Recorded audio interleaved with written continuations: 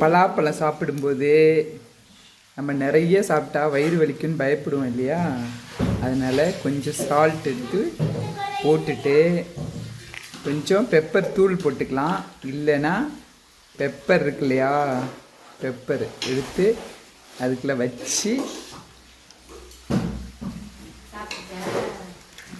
இப்படி சாப்பிட்டோம் அப்படின்னா ஸ்டமக் பெயின் வராது, வயிற்றுக்கு ரொம்ப நல்லது, சீக்கிரம் டைஜஸ்ட் ஆகிடும்.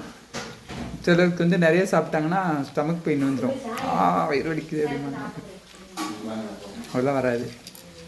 அதனால் சாப்பிடும்போது பெப்பர் வச்சுக்கோங்க. பெப்பர் பொடி போட்டுக்கலாம், இல்லை முழுசாகவும் பெப்பர் வச்சு சாப்பிட்டுக்கலாம், நம்மளோட சாய்ஸ் தான்.